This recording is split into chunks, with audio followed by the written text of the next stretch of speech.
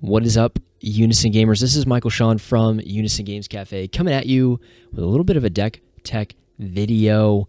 I wanted to bring this deck to you before we got our Kaldheim set. So let's do it. I actually have two decks I want to show you. We're going to look at one of them today. It is going to be this Dimir Mill deck.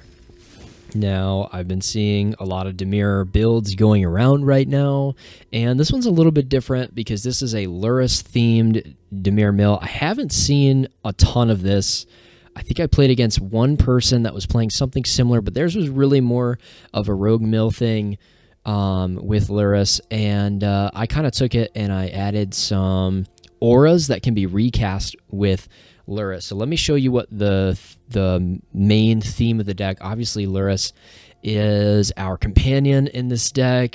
How companion works, in case you're not super familiar with it, if you're newer to the game or if you weren't around during Ikoria.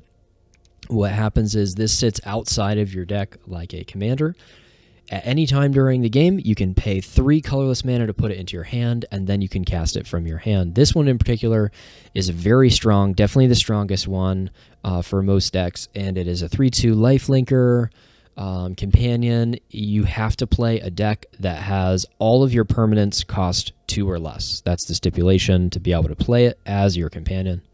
And then during each of your turns, you may cast one permanent spell with converted mana cost 2 or less from your graveyard. And there's a lot of spells that are super helpful for us to cast from our graveyards. But the one in particular that I want to show you, and this is the control element from Dimir that we get, is this black spell Deadweight says enchanted creature gets -2/-2. Now, the reason why I want to highlight this one specifically is I put this on a creature that my opponent controls. That creature dies. Well, guess where this spell goes right after that creature dies? It goes right to the graveyard, which means Lurrus gets to recast that as many times as they want. This is a super strong card. I really like this. There's a lot of cards in the format right now that have higher power than toughness, so there's a lot of 2-cost 3/2s, for instance. Well, Deadweight takes care of that. Plus, it just nerfs a creature if you need to. We really don't want to use this for nerfing creatures, though. What we really want to use for that is So Tiny. This has Flash, so you can cast it during your opponent's turn, which is great. For 1 blue, enchanted creature gets -2/-0, but it gets -6/-0 instead, as long as its controller has 7 or more cards in their graveyard. And I hope we get to see this example again, but one of the coolest things with this card is if you're playing against a red deck and they have Ember Cleave, which gives them double strike and trample, you can -6/-0 that creature, and now at that point, Ember Cleave doesn't matter because it double strikes for 0 damage. So Tiny seems really good. What are our main mill mechanics? Is most of the time with this deck, our win condition is going to be to mill their deck. So we're going to start out with the star of the show. That's Ruin Crab. Ruin Crab is the reason why we play Fabled Passage, because it has landfall.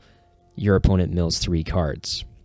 That's super important for our deck. Obviously, on your land drop, you can do that. If you play a Fabled Passage, you play the Fabled Passage, sacrifice it, get another land. You're milling 6 cards per Ruin Crab in that turn, and that is super strong. The other mill mechanic that we have is just the intrinsic rogue mechanic. Now, I only have 2 Thieves Guild Enforcers because I only own 2 in the online game. This should be a 4 of. I'm not exactly sure where you fit those other 2 copies, but this says whenever this or another rogue enters the battlefield under your control, your opponent mills 2 cards. Now, that's especially relevant for this deck because everything is cheap. So if you have these on the board, you can constantly be playing from the graveyard with Lurrus, Merfolk Windrobber, or Zulaport Duelist, or other Thieves Guild Enforcers, or Soaring Thought Thieves. They all come back from the graveyard, so you can constantly, reliably play at least one rogue every single turn, and that's super important. Plus, this gets pretty big, +2/+1, if they have 8 or more cards in their graveyard, which should be pretty easy to do. Speaking of those rogues, let's look at what they do. Zulaport Duelist, when it enters the battlefield, it has Flash. It's a 1/1, -2/-0 when it enters the battlefield to any creature on the board. Its controller mills 2 cards. One thing to keep in mind with this is if you play this card when your opponent has no creatures, you're forced to give itself -2/-0 and mill yourself 2 cards. So that's something just to keep in mind. I did do that by accident in a game at one point when I was getting introduced to this card. So, and then Merfolk Wind Robber says it's flying 1/1. When it deals combat damage, that player mills a card. But what's I think even more relevant for this deck is that second part, sacrifice Merfolk Wind Robber, draw a card. You can only activate that ability when your opponent has 8 or more cards in their graveyard. Now, what's significant about that is with Lurrus, you can activate that ability, send it to the graveyard, and then Lurrus can immediately cast it again. So that's a pretty good one. And then we have some of the mill mechanics from Thrones of Eldraine with Merfolk, Secret Keeper, and Overwhelmed Apprentice. I'm not sure which one is better for this deck, which is why I have 2 of each. This deck list is pretty tight. There's not a lot of room for things because you want to play some countering and some control pieces, which we'll get to. The only other rogue that you play here is Soaring Thought Thief. It's a flash flyer, 1/3. As long as an opponent has 8 or more cards in the graveyard, rogues get +1/+0. You could actually win by damage with this deck if you saw an opportunity to do so, like if they had no way to block your flyers and things like that. You could do this, but also whenever 1 or more rogues you control attack, each opponent mills 2. So what I'm often doing is this is here, and then I'll attack with the Wind Robber. If they block the Wind Robber, I can sacrifice it and draw a card. If they don't, and it hits them, they have to mill a card. And I can also sacrifice it and draw it later on during their turn or at the end of my turn if I want to try to get a land or something. Now, we're playing a lot of control. One of the reasons why I think Dimir Mill has potential is because it has the best kill/counter card in the game, in my opinion, Drowning the Lock. 2 mana, 1 black, 1 blue. Counter target spell with converted mana cost less than or equal to the number of cards in its controller's graveyard, or destroy target creature with converted mana cost less than or equal to the number of cards in its controller's graveyard. Very easy to counter really, really expensive stuff here. Super, super good. I'm playing 3 of them, again, because I only own 3 in the game. This would be a 4 of. Feed the Swarm is another really great removal card, and this deals with enchantments, which is something that gets by Drown in the Lock if we don't get it at the counter level. We can't destroy it, so Feed the Swarm is really good for that. I think Feed the Swarm is probably, like, if I had another Drown in the Lock, I would take Feed the Swarm out probably, and for Thieves Guild Enforcer, that's probably where the deck space, and then this would go in a sideboard. I'm not going to show you a sideboard for this. There are plenty of things that you can play in your sideboard. I'm not going to show you one right now because I want to get right to the games and keep the video not too long. But yeah, Feed the Swarm is really good because it destroys target creature or enchantment an opponent controls, and then you would lose life equal to the permanent's converted mana cost. The only thing that's going to really hurt you with this, if you try to get rid of like a Great Henge, if you're playing a green deck, you're going to lose a lot of life. But it's really good against certain decks, and that's why it's in here. Jwari Disruption is one of those modal cards from Zendikar. It's a land on one side that comes untapped, but on the other side, it's counter target spell unless its controller pays 1 for 2 mana. The reason why that's so good, this is one of my favorite cards from Zendikar. It's so good because it hits literally anything. If you look at our 2-cost removal, or 2-cost counters, they're almost always specific to a card type. So Essence Scatter, counter target creature, right? Anti-Cognition, which we're going to look at in a second, says counter target creature or planeswalker. Negate says counter target non-creature spell. A lot of our counters are type specific. This is not. Now, granted, it only counters unless they pay 1, which sometimes they'll try to play more than 1 card. But if you can really, arguably, you want to be countering those plays that take all of your opponent's mana anyway, because you want to be knocking them off of their curve. So I like Jwari Disruption a lot, and you can play it as a land if you need to, which gives us a little bit of extra deck space. And then Anti-Cognition I have 2 of, just because it's so good. Counter target creature or planeswalker spell unless its controller pays 2. If an opponent has 8 or more cards, you just straight up counter it, and then you scry 2, which is really good. I think if you were to not have Overwhelmed Apprentice and have Secret Keepers instead, exclusively, I would definitely recommend playing more Anti-Cognition so that you could have more options for your scry. I used to also play Witching Well, which also has scry on it. So, all right, so let's get into some games. Obviously, we're a little low on the swamp count, but we have these Fabled Passages to help us get those swamps out. Lurrus can't be played with blue mana. It's got to be black mana, so that's worth mentioning. You're going to need your swamps, so keep that in mind as you're thinking about what hand to keep at the beginning of the game. But let's go ahead and get into some games here. I'm actually going to be playing on rank. I will say the season recently reset, so I'm not playing in like a high rank right now. But you can see how it goes. I'm in somewhere in bronze right now. Let's go ahead and play. A lot of people would concede to this deck just because they hate playing against Mill. Another option for this deck, too, if you really want to try Maddening Cacophony, you can. I do like this hand. I like to see Ruin Crab in our opening hand, but I really like this hand with the Secret Keepers. That's going to make us really hard to hit. And our opponent is going first, which... yeah, I'm going to go ahead and keep it. We could draw into a Ruin Crab, too. That'd be cool. Ooh, they may actually be playing something similar to us. All right. Let's play an island. And let's go ahead and mill them for 4. We're going to give them a little heart. They are playing something somewhat similar to us here. All right. It is not the same, though. I have seen this definitely seems more... Blood Chief's Thirst is a really good card that you could also play if you wanted to. I like just Drowning the Loch better. Yep, that's fine. We're going to do this. We're going to make it like... well, they already know we're not playing Mono Blue because of Luris, but... what can we play here? This only gets Death Touch when I have 8 or more cards, and I only have 2 right now. So I think we're going to play one of these.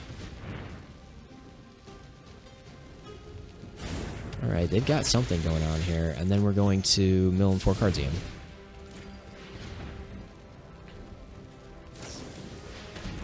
Soaring Thought Thief. Yep. We're going to mill 2 more cards as well. We're not going to be able to block this. They're going to, at minimum, mill... oh, Ruin Crab. Wow, so they are playing a pretty similar deck to us. This is kind of interesting. I have not played the mirror match here. We're definitely going to want to remove this if we can. Hopefully we draw into some removal. Alright, they hit that sweet spot. I don't really want to lose this right now, so I think I'm going to be taking the 6. Alright. Let's go ahead and play... yeah, let's go ahead and play this. We're going to get this in here.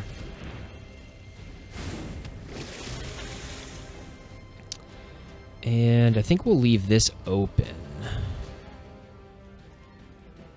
No attacks. Thieves Guild Enforcer is going to be coming at us. Probably what we'll do is we'll Zilliport Duelist in that and nerf this and take 4 damage next turn. They've got Evolving Wilds in their list too. Wow. I find Evolving Wilds to be a little bit greedy. I don't like that it comes in tapped.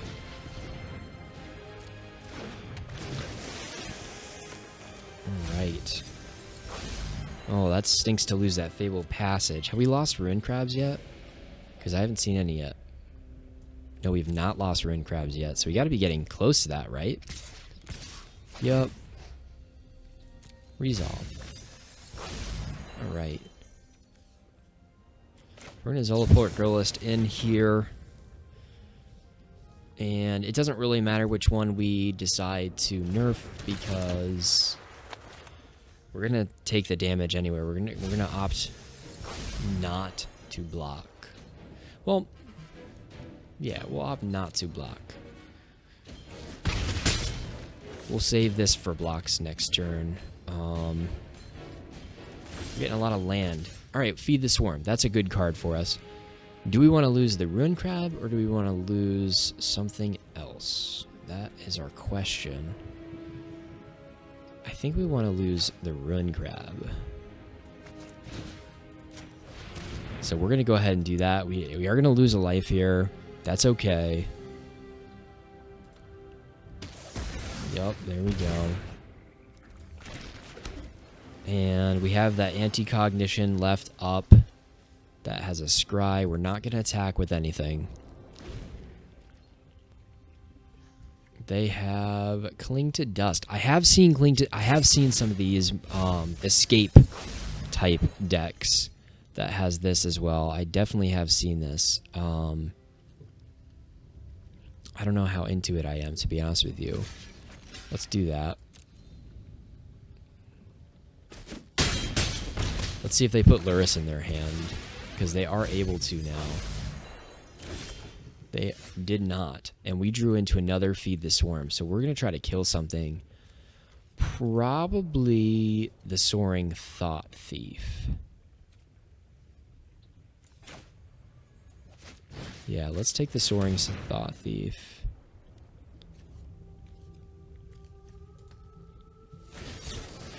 They're going to counter that, which makes sense because then they have me on board. So we're going to go ahead and say good game and concede because I don't have any way to block those flyers. So that was interesting. You know, they had a different take on our deck. I will admit I'm not used to the mirror at all. I drew into my control and they drew into a lot of attacking stuff. So that is one thing about rogues that is true, is it has control and attacking. And so in some things you may prefer the control, and some other things you might prefer the attacking, and sometimes in those matchups where you prefer one style over the other, you just don't draw into those cards. And that's always kind of the downfall of decks that are more versatile. This is interesting. I don't want to keep this. This is better. So we'll bottom one of the black cards just because I don't have any black sources. I think we would rather have Thieves Guild Enforcer. They're going to gain a life. They are using Nahiri as their avatar as well, which I would assume means, you know, maybe warrior shenanigans of some sort. We'll see. We're going to go ahead and drop a land, mill them 3 cards. And then we're actually going to mill them 4 cards. We're already almost triggered here. There's a strong argument to be made that you never keep a hand that doesn't have Ruin Crab in it at the beginning of the game. There's definitely a strong argument for that, just because it is so strong. Looks like we are going to be playing against warriors here. We're going to go ahead and mill them 3 more cards. We have now hit our 8-card trigger for purposes of this. I don't think that there's any reason to play that. I'm actually just thinking about putting Luris in my hand, to be honest with you. They won't be attacking with another warrior. Most of them don't have haste, so it's pretty unlikely. We're going to put Luris in our hand. No attacks, obviously. And look at that. Yeah, that's true. That's true. I probably should have saw that one coming. And it would have been nice to counter that as well. That's alright. Okay.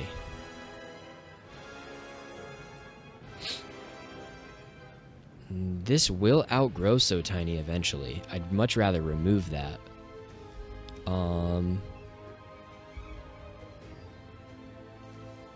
We are going to play this as a land because we want to get our mill. And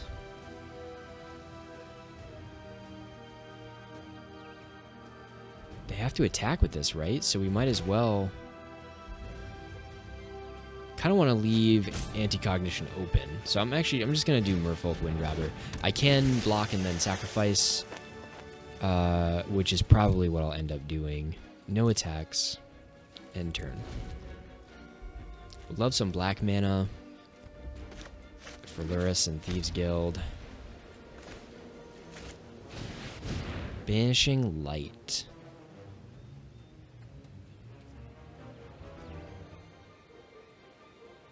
Probably going to take the Ruin Crab.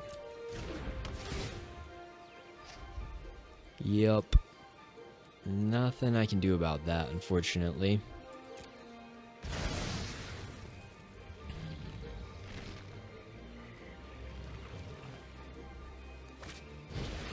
Pacifism.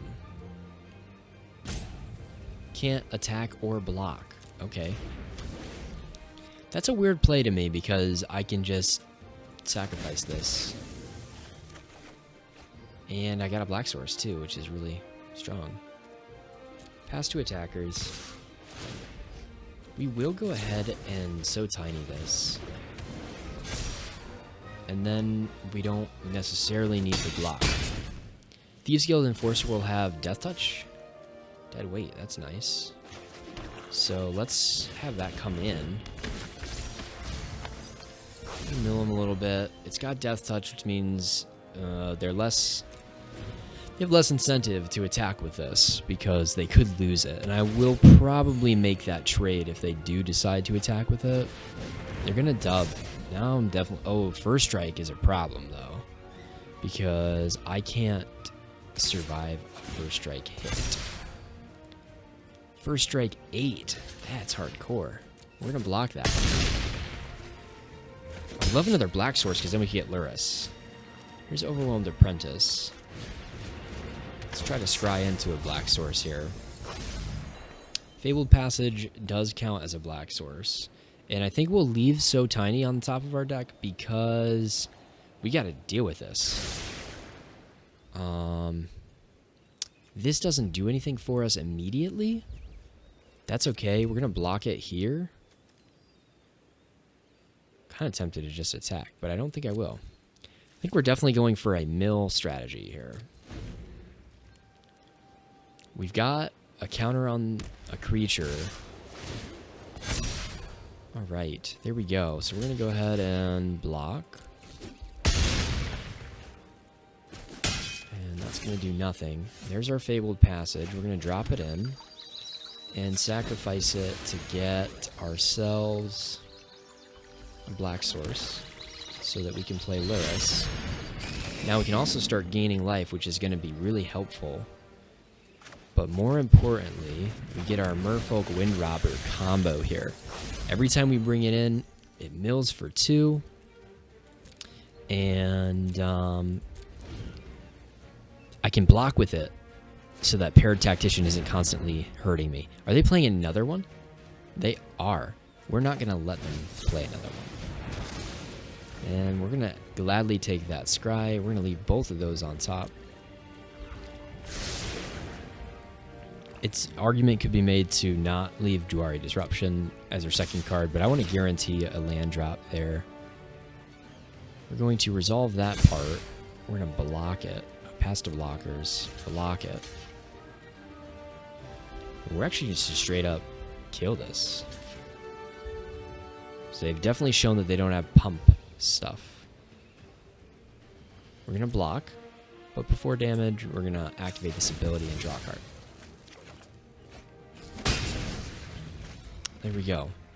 And we're definitely going to be bringing that back. And now they have no way to grow here. So we can just kind of let it sit there.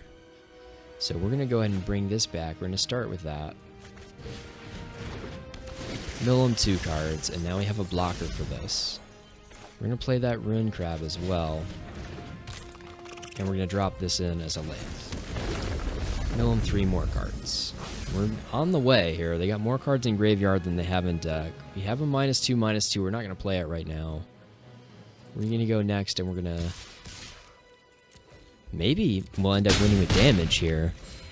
Because they're not in a good position right now with such a small hand size, and I definitely have a clear advantage here. Shocking Luris is definitely going to help there. That's definitely going to help them, because that means I can't keep recycling my Windrobber now. With that said, I'm probably going to block and Death Touch that. So we're kind of more just in an equal place here. And for all we know, I could draw into removal. I certainly have options for removal in my deck. There's an anti-cog. I'm totally okay with that. There's a removal spell. I told you that I had a bunch of them. So we're going to go ahead and destroy this because it's very scary. I would love a... Yeah, and they're going to go ahead and concede. Yeah, that makes sense because we just took away everything that they had there. That, I think, was a much better representation of the idea of what this deck is, where you're holding up counters for every turn, you're recycling your blockers so that even if they build something up that's really strong, you can continue to block things with it.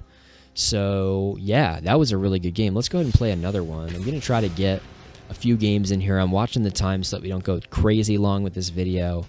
I'm going to try to put like landmarks in the description so that if you're looking to just jump between the games, you can do that. We have a Nissa friend here. This does not have a Rune Crab, but it does have Scry on turn 1 and removal, which I like, and a black and a green, black and a blue source, which I really do like that. We're gonna give them a heart emoji. All right, I'm continuing to like this hand. Hopefully we can see a Rune Crab off of this Scry. Getting rid of some of their land. As much as I like these cards, I am going to put them on the bottom of the deck because we really want to see that Rune Crab, especially with this Fabled Passage on turn 4. We definitely want to see that Rune Crab. And we're okay with not killing this thing.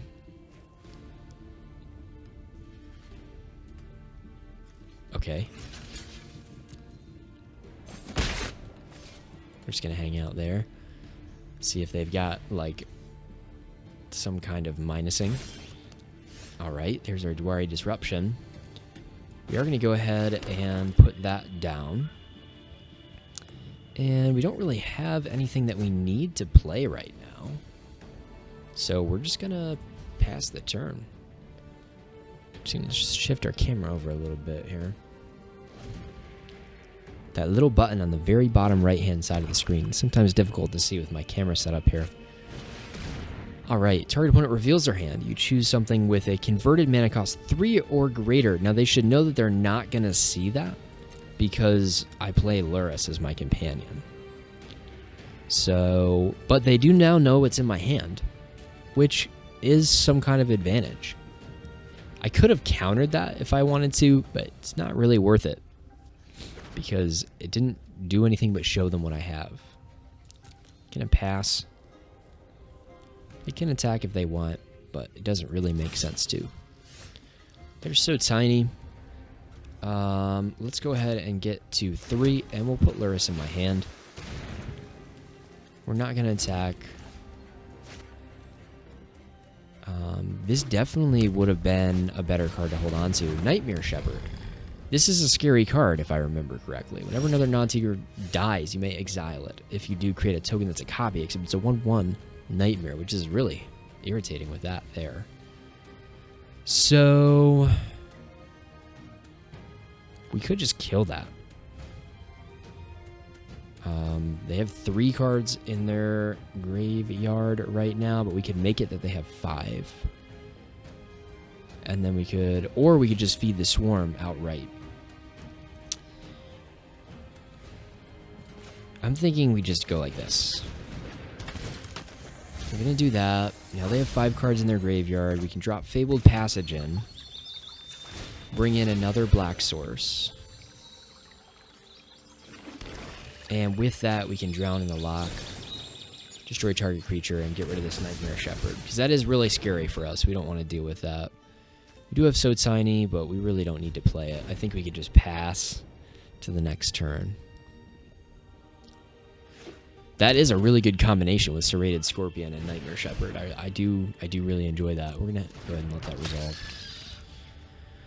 With 2, you know, sometimes you just want to take these. And with that said, like, them gaining life isn't bad because we probably are going to end up trying to mill them in this game. Actually, we're definitely going to end up trying to mill them in this game. So it's not the worst thing in the world to let that thing die. Here's a dead weight, so we could let it die. In fact, we could kill both of them next turn. Let's go ahead and just cast Lurrus for now. They have some kind of instant, which really scares me. But we have Dwari Disruption. Not up, though. We actually don't have enough mana for Dwari Disruption, so maybe that wasn't the right play. I'm not sure. It's yet to be seen. We'll see what they have. whatever they have they could be playing right now.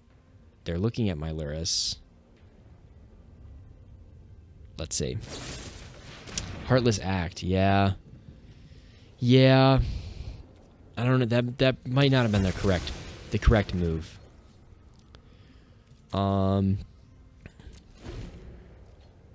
Yeah, I think I probably should have, instead of playing Luris now, I should have waited a turn so that I had this disruption maybe. Although disruption wouldn't have done anything. Alright, well, we'll pass to attackers. Let's see what they do. Pass to blocks. We'll go ahead and block one, and we'll take the other. They only have one card in hand, which is comforting. And it's my turn, and we got another Drown in the Lock.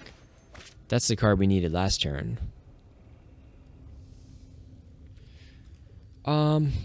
I really don't want to play Dead Weight on those. They're really not that annoying. I'm kind of thinking about just hanging out. Play that as a land, because we don't want to miss our land drop. So one of the things that this deck excels at is just being able to play several cards at a time. With that said, Luris being in our graveyard now really hurts that part of it. But I think that's all right. These people, this person seems to be playing kind of a bit of a control-ish kind of deck themselves. Any black deck has the potential to be pretty control-y. If you look at what we've milled, they definitely seem to be using that kind of strategy, which means we could be in for a kind of a long game.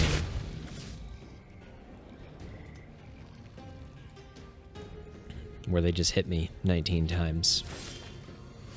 Soaring Thought Thief is a good card for us to have right now. We go ahead and mill. That's going to take us to that 8-card sweet spot, which means we actually might just attack with Thieves Guild Enforcer here. Although they are holding their cards, which means they may have something here. Alright. Tiny Drown. We do have Drown in the lockup if they do play something.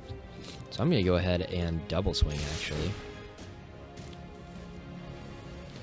Maybe start to gain some tempo advantage. Kroxa, alright.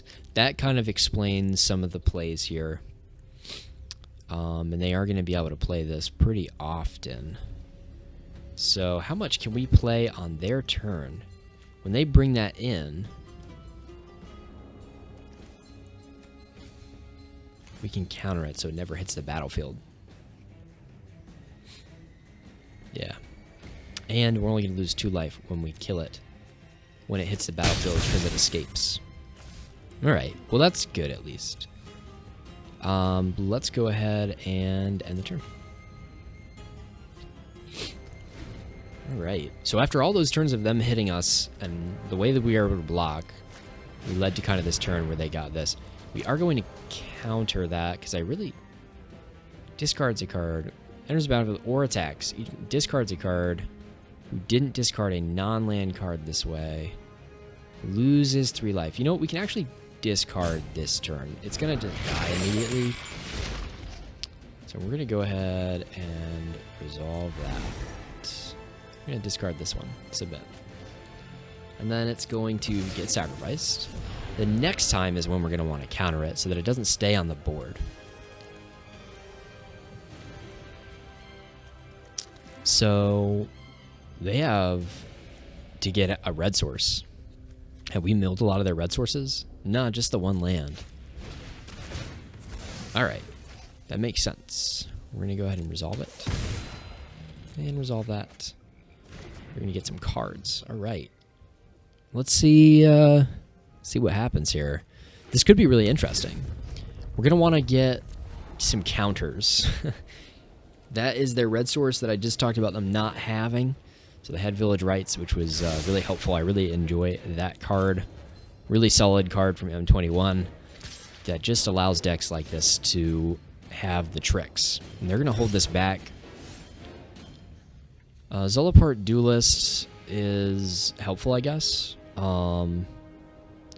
We could go ahead and just play it now. I'm trying to think of what we're going to discard 2 Kroxa here. Probably so tiny. Well, we're not going to have to discard because we're going to drown it in the lock when it comes out, inevitably this turn. So with that said, I think we will just attack. No use in attacking with this because they'll just block it, so we'll just attack right there. And now we have the blocker just in case. I don't think we're going to need it. They're going to choose to block there, which is fine. Going to get their blocker out of the way. Next turn, I really think they're probably going to try to bring one of these Kroxa out, and we're going to drown in the lock. And that's going to be really helpful for us. All right. Mill 2 cards, and you gain 2 life. Sure. Sounds like fun. This has Death Touch, which means we'll probably feed the Swarm it so that we can get some more damage. Because the more that we play through this game, the more I think we're actually going to win by damage here instead of mill. All right, Kroxa's coming out. We're going to go ahead and drown it. Counter target spell. It's going to go back. And that only takes care of it for 1 turn. They definitely have enough to bring it back next turn. So that's what's going to be the most concerning here. We're going to play Feed the Swarm and perhaps Zolaport Duelist as well. And pass to attackers. And we're going to say my turn. We're actually going to hold on to this card. Let's go ahead. We're not really drawing into a whole lot. I'm going to go ahead and play this card. Use its mill ability. And then we're actually going to activate the ability right away. I'd love to draw into at least land. Let's go ahead and mill some of their cards. I think it is still correct to mill them, just in case we do end up in the place where that's what we end up doing. That's another throwaway blocker that if they do manage to get that... Well, it looks like they are going to get a Kroxa on the board. We can block it with some of these. So Tiny... We could So Tiny this, actually. I think it's better to just kill it, though. So we're going to do this. We have Zolaport Duelist, and we have So Tiny up for next turn. One of them is going to get discarded, probably So Tiny. We're going to go next to combat, and we're going to attack with everything. Next to damage. I'm going to start hitting for some damage, and we're going to say end turn. Now, they are going to want to attack with Kroxa, because attacking also is going to trigger that ability to make me discard cards, and that seems to be what they're going for, is that discard ability, because it also causes me to lose life if I cannot block it. So here it comes. It is going to enter the battlefield, and I will have to discard this. We're gonna have that resolve. I gotta discard this, submit. And we're going to resolve. It did escape, so it's not going to sacrifice. We pass to attackers, and it's going to be my turn. We do have Drown in the Lock, which means we could just kill this, which I think is what we're going to do. We still have a card that we can discard to the next Kroxa. That's inevitably going to happen. In fact, they could... Can they get 2? 1, 2. Yes, they could actually cast both Kroxas next turn if they want to. Of course, the legendary rule is going to cause one of them to die immediately after you do that, but they will still get that ETB effect. So we're going to try to stay ahead of that. I guess we'll just attack with everything since it's easy. Technically, you should hold this back for blocking. And we're going to end the turn. We are probably going to end up discarding this turn.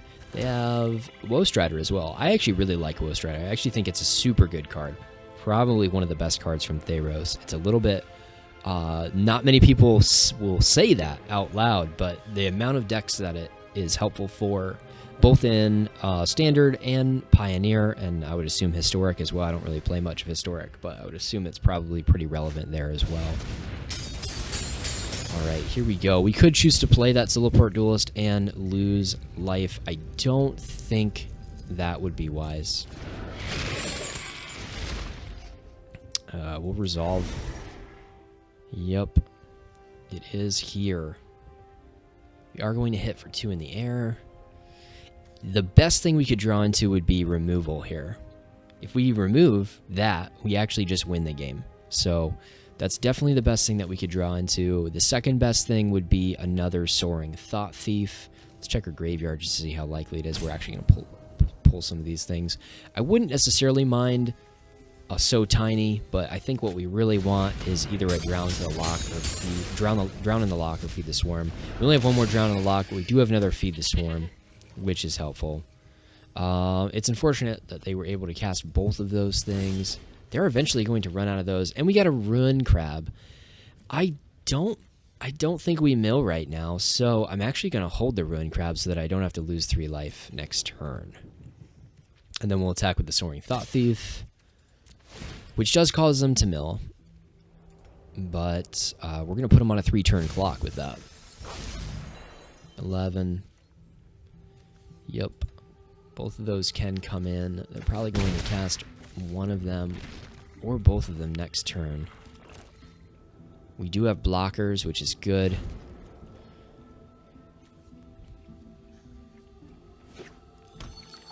Alright, this is going to allow them to get a red source out of their deck if they still have one. Which I would assume they do. Yeah, I was going to say, we haven't really seen a lot of their red sources. It doesn't seem like they play very many of them, but probably more than one mountain, because I think we've only seen one basic mountain here. What's in their graveyard? What's in their exile? One. Yeah. So we've only actually seen 3 of their basic mountains so far. Yep, that's going to do that. And we're going to block there, and we'll block there as well. This could get really close.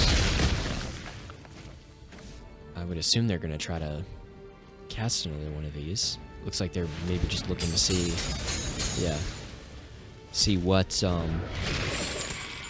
they can discard here. So that entering the battlefield's... Oh, so they're resolving legendary rule and then it comes in. Sure, that makes sense. That makes sense. And then I lost 3. All right. I really like Croaks. I actually have next to me on my other desk, I have a like half-built Croaksa deck. Pretty good card. I like it a lot. Interesting to play against here. Do we even play the Swamp? No, because we would much rather discard it to prevent ourselves from losing life. They do not have 8 cards in their graveyard, which is really interesting, but they will as soon as I attack. So is it worth attacking? I think it is, because this will hit me for 5, right? And then this will cause me to discard my card, and they can play 1 more. Which means... yeah. Which means we'll be at 1 life. And we'll have them on a clock. Because this causes them to mill 2, which takes this power up to 2. Yep, because of this. And that'll take them down to 2 life. With that said, they probably won't have 8 cards in their graveyard next turn. So that's worth mentioning. Yeah, let's end that. Alright. There's a lot of cards that we could get that would cause them to come back to that. I like Skyclave Shade a lot. I'm a huge fan of this card. This is one of my favorite cards from Zendikar, which I think I already said about a couple cards. We're seeing a lot of really cool cards, though, come out of Zendikar. A lot of cool decks we've been able to play against so far. Obviously, we have to do something here. Oh, because it was a land. Yes, it has to be a non-land card. Okay. Well, I guess we have to block here now.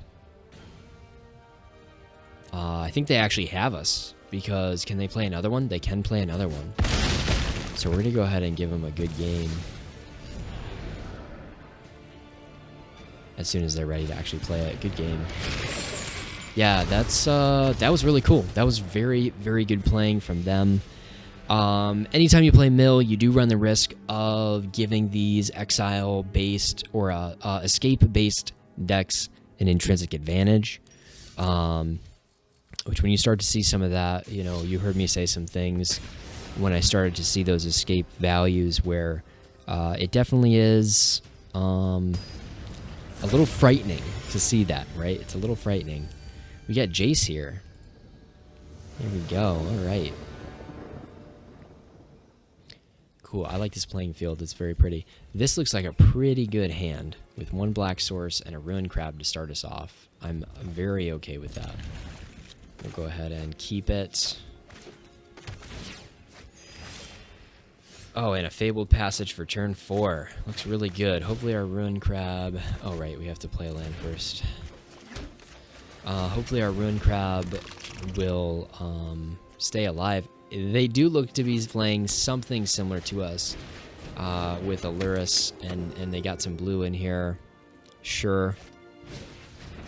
I have seen decks sort of similar to this. I haven't necessarily seen them in this color, though.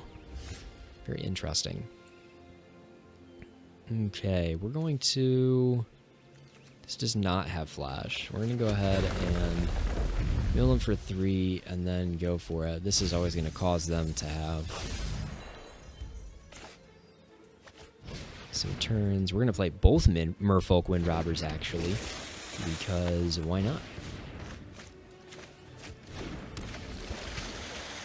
Alright, then we're going to Swamp and Fabled Passage.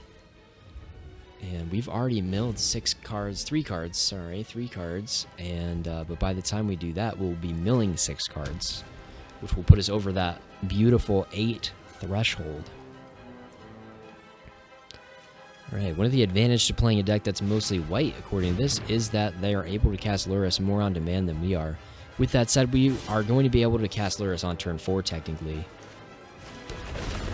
Because there's one black source, and Fabled Passage is effectively a black source for us. Right. Do we want to get rid of something here? I don't think so, actually. Probably we'll just put Lurrus in our hand. And then attack with our flyers, of course.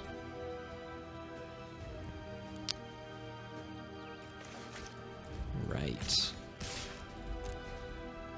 Get some more millage off of those Wind Robbers. We don't have anything to do there. Get ourselves up to 8, which means we can choose to sacrifice and draw some cards here. I don't think we need to right now, because we sort of have our play lined up already. We'll go ahead and end the turn. We could, in theory, sacrifice one of them before our draw. And then Fabled Passage, Lurrus. I think I'd rather just wait, though. Staggering Insight. When this creature deals combat damage, draw a card. Yep. It's a pretty decent card. I think this saw a lot of play in Azorius Flyers when that was really good right before Zendikar. Sentinel's Eyes is always a very strong card. This is now becoming a pretty realistic target for removal. We'll take the 3 damage for now, though.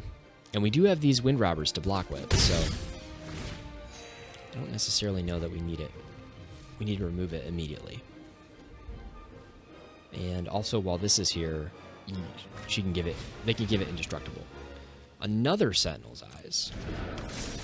Now you're pushing it. My turn. Another Ruined Crab. That's going to be really helpful for us. Alright, there's that. Then we're going to Fabled Passage. Mill 12 cards this turn. Alright. We're going to Fabled Passage. Grab a black source and play Lurrus. Do we have any cards we can replay? Oh. That was an accident. That's unfortunate. That's a big oops. That sucks. That sucks. I guess that's one of those things, you know? When you're not playing in person, sometimes that happens. Alright. Well, that puts us in a significantly worse spot. because we don't have our Luris now, and we don't know when we're actually going to be drawing into... We don't know we're going to be drawing into a black source. I think we are going to try to remove this now. We're going to say no attacks because we're going to block and sacrifice this next turn. And hopefully... I mean, we'll remove it with this. We're only going to lose 1 life from that, which isn't bad. And then if they don't want us to do that, we'll just drown it in the lock. Because 14 is a lot more than 1. So that's positive.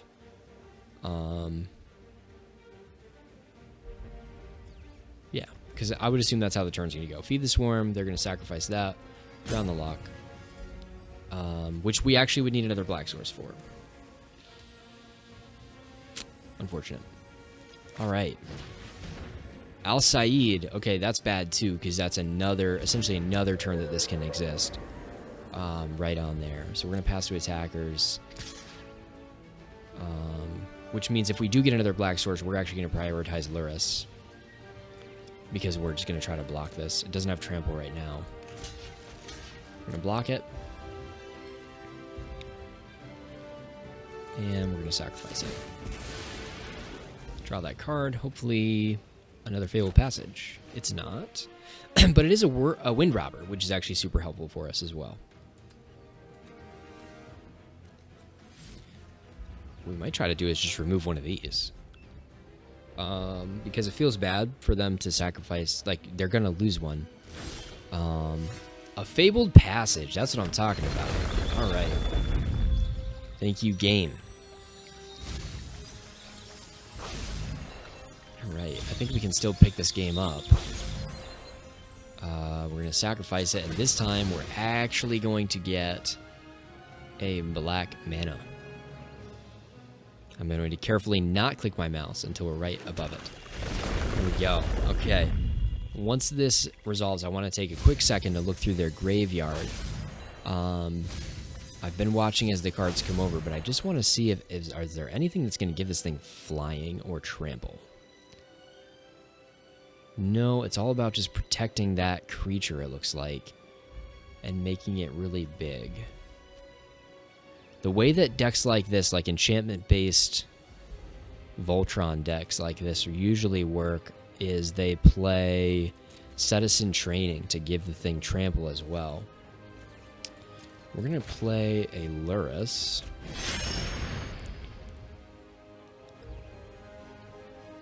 And then we're going to bring a Merfolk Wind Robber back.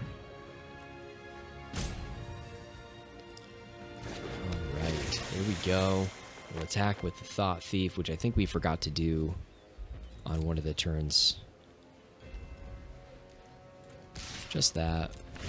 Mill him some cards.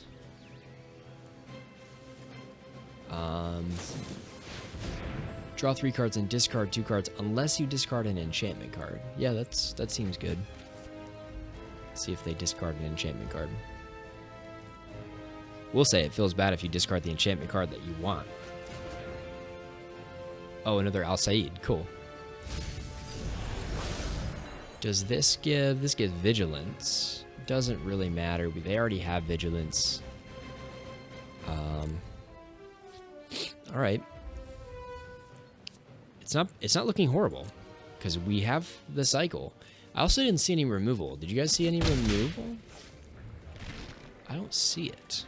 So, if that's the case, if they're not playing any removal, we're just going to keep getting the same Merfolk Wind Robber over and over again, utilizing Luris.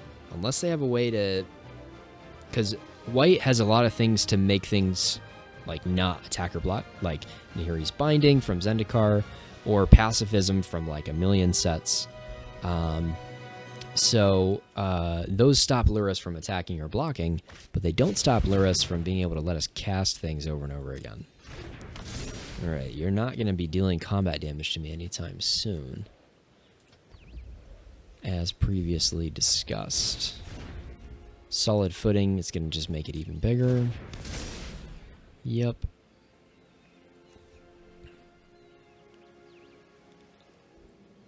Yeah. I like it. I like it. Now, I see this deck a lot in green, and there's so many things in green that can help this. Instead of splashing blue, if they had splashed green instead, there's a lot of ways, like you get trample. This can't be blocked by creatures with power 3 or greater, but something like Questing Beast can't be blocked with creatures with power 2 or less. So that would actually be really helpful for them right now, because I got a bunch of little dinky dudes. We're gonna block that. So we'll see. Maybe they do have something that I'm not aware of, that I'm not immediately thinking of. I will say the lifelink kind of sucks, which is why we're definitely going for a mill strategy here, even though we're kind of getting through it slowly. I think that's okay. We still have Feed the Swarm. I'm really tempted to just start trying to remove this thing, but I don't think I'm going to. Let's play a land and mill some more cards. We're going to watch them as they come out, see if there's anything that's concerning. I think that was... Oh, that's 2 Beloved Princess. Is that their 4th All That Glitters as well? 1, 2, 3. They're going to concede. Yeah, I think it was their 4th All That Glitters, which is really their big card. There wasn't any way around that. They don't have... It didn't seem like they had anything in their deck to remove Lurrus. And that's hard. If you don't have Lurrus, I can just keep cycling that Windrobber over and over again, which is something that I mentioned to you guys earlier in the video. Well, that's the deck. I'll go ahead and pull up the deck list that we have. We did pretty okay with it. It wasn't stellar. You know, we didn't win every game, but I think we did see what the deck can do. And it's a lot of fun to play. It's not the easiest deck in the world to play, which is something that I enjoy. I like to think when I play Magic, I do feel like a lot of Magic decks are just a little bit too simplistic for my liking. And so I like some of these decks that make you think a little bit more. This is definitely one of those that does that, with having the idea that it's a mill deck, but you could also win by damage, and it's definitely more of a controlling mill deck instead of a just like play a bunch of mill cards over and over again mill deck. So I did really enjoy that. I hope you guys enjoyed this video as well. If you did, be sure to give it a thumbs up. That really helps the channel. And if you're not already, do become a subscriber. We are coming out with all kinds of really cool things. There's another deck tech that I'd like to do before we get to call time, so definitely subscribe so that you don't miss that when it comes out. Thank you guys so much for watching this video, and I'll see you really soon in the next one.